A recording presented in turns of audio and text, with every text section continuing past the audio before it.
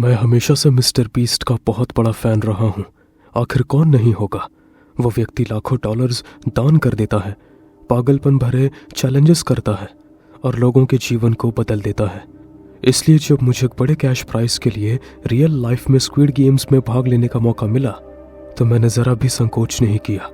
Email official लग रहा था। इसमें मिस्टर बीस्ट का लोगो, एक पर्सनल इनविटेशन और यहाँ तक कि एक निजी वीडियो भी थी जहां उन्होंने समझाया था कि अब तक का सबसे बड़ा प्रोजेक्ट होने वाला है।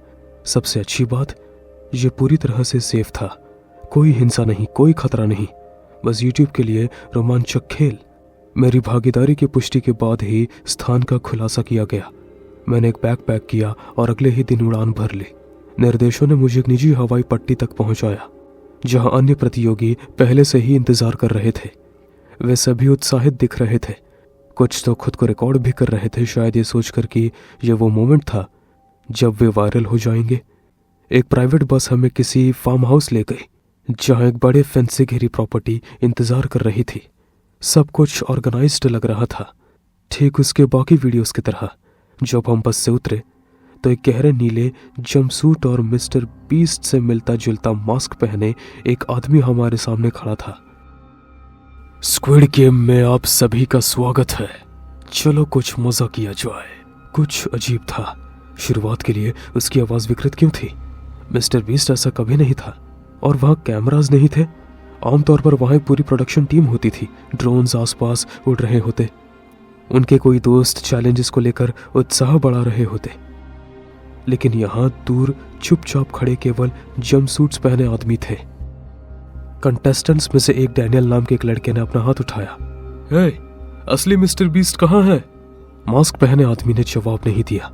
इसके बजाय उसने अपने हाथों से ताली बजाई और उसके पीछे के आदमी आगे बढ़े। पहला खेल, लुका छुपी। तुम छुपोगे और हम ढूंढेंगे। उन्होंने हमारी कलाई पर पट्टे से बंधे टाइमर बांटे। हमारे पास विशाल खुले मैदान में छुपने के लिए ठीक 10 मिनट थे। कुछ तुरंत बिखर गए जबकि अन्य मेरी तरह हिचकिचाए। मैं कैमरास के लिए आसपास देख रहा था, ये उम्मीद कर रहा था कि शायद ये कोई प्रैंक होगा और शायद मिस्टर बीस्ट आके सब कुछ रिवील कर देगा। लेकिन ऐसा नहीं हुआ।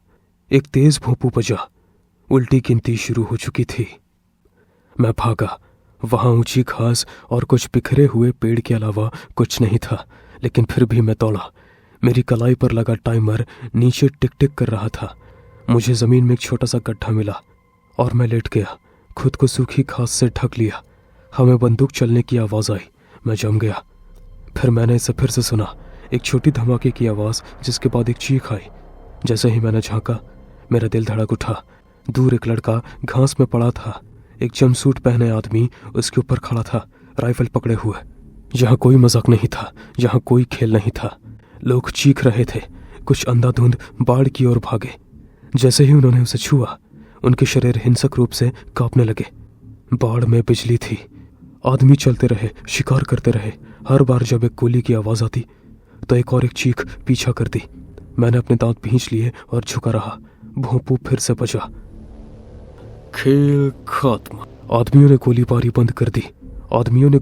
बंद कर दी। उनमें से कुछ शवों को घसीटकर दूर ले जाने लगे, जबकि अन्य बचे हुए लोगों को मुख्य क्षेत्र में वापस ले जाने लगे। मेरा दिल इतने जोरों से धड़क रहा था कि मुझे लगा कि वो मुझे सुन लेंगे। मास्क पहने आदमियों में से एक मेरे छिपने की जगह की ओर चला। मैंने अपनी सांस रोकी। वो करीब आया। मैंने उसकी उंगली ट्रिगर पर मंडराती हुई देखी। उसने 1 सेकंड के लिए कहीं और देखा। मैं दौड़ पड़ा। मेरे पीछे गोलियां चली। गोलियां लगने से जमीन छोटे छोटे धमाके में फटने लगी। मेरी बाह में एक तेज दर्द दौड़ा। मुझे गोली लगी। मैं पेड़ों तक पहुंचा और एक मोटे तने के पीछे छिप गया। गोलीबारी रुक गई। वे पीछा नहीं कर रहे थे। मैंने जख्मों पर हाथ दबाया। खून मेरी उंगलियों से रिस रहा था। एक सीटी बजी। अगला खेल जल्द ही शुरू होगा। रात हो गई। मैं पेड़ों में छिपा रहा, जबकि बाकी कंटेस्टेंट्स को एक बड़े गोदाम में ले जाने के लिए मजबूर किया गया। बत्तियां बंद हो गईं और थोड़ी देर के लिए सब कुछ शांत था। फिर चीखें शुरू हो गईं। मुझे नहीं पता कि वे अंदर क्या कर रहे थे, लेकिन ये गोलीबारी से भी बुरा था। लोग भीख मांग रहे थे, रो रहे थे। मैं बाहर निकला था। बाढ़ में बिजली थी। मैं नीचे ही रहा, पेड़ों के बीच से रेंगता रहा। मुझे एक कंटेस्टेंट मिली। वो एक महिला थी, एक झाड़ी के पीछे छिपी हुई मिली। उसकी टांगों से खून बह रहा था।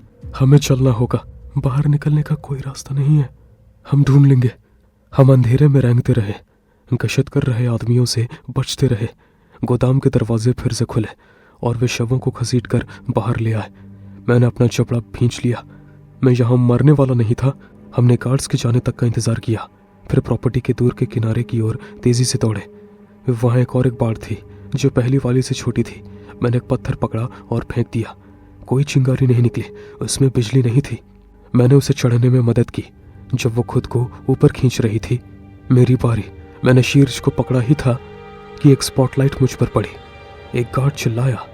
मैंने गोली चलने की आवाज आते ही छलांग लगा दी। मेरा शरीर धड़ाम से जमीन पर गिरा। मेरे पैरों में दर्द दौड़ गया, लेकिन मैं भागा। दूसरों ने हमें भागते हुए देखा और कुछ पीछे भी आए। वो महिला और मैं तब तक दौड़े जब तक हम एक सड़क पर नहीं पहुंच गए। एक ट्रक पास आ गया। हमने बेताबी से हाथ हिलाया, वो रुक गया। ड्राइवर हिचकिचाया, फिर हमें अंदर आने दिया। जैसे ही हमने तेजी से गाड़ी भगाई, मास्क पहना आदमी वहां बस खड़ा था, हमें जाते हुए देख रहा था। हम पुलिस के पास गए, उन्हें सब कुछ बताया। उन्होंने हमारे बयान लिए और कहा कि वे जांच करेंगे।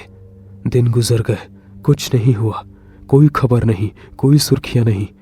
ऐसा था जैसे ये कभी हुआ ही नहीं था। फिर वीडियो आया।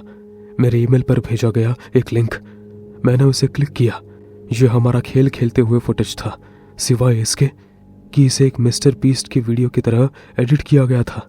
साउंड इफेक्ट्स, ड्रामेटिक कट्स, लेकिन एक चीज अलग थी। अंत में मास्क पहने आदमी ने अपना भेष हटाया। वो मिस्टर बीस्ट नहीं था, वो एक अनजान आदमी था।